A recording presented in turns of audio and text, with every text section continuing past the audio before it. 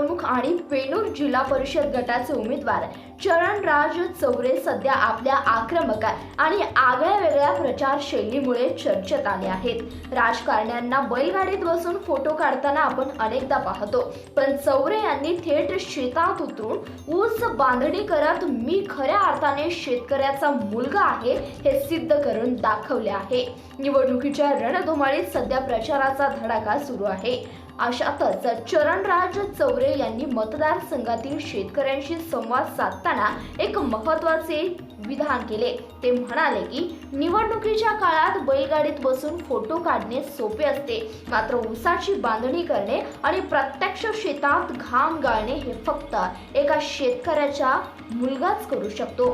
चौरे यांनी केवळ भाषणबाजी न करता स्वतः शेतात जाऊन शेतकऱ्याच्या कष्टाची आपल्याला पूर्ण जाणीव असल्याचं दाखवून दिलंय। त्यांच्या या कृतीमुळे संपूर्ण तालुक्यात त्यांच्या ग्राउंडेड स्वभावाची चर्चा होत आहे। प्रचारादरम्यान चौरे यांनी आपली शेतकरी पार्श्वभूमी अधोरेखित केली। बैलगाडीत कोणीही बसू शकतं म्हणत त्यांनी केवळ देखावा करणाऱ्या नेत्यांवर निशाणा साधलाय। चौरे यांचा ऊस बांधतानाचा व्हिडिओ आणि फोटो सध्या सोशल मीडियावर जोरदार व्हायरल होत आहे।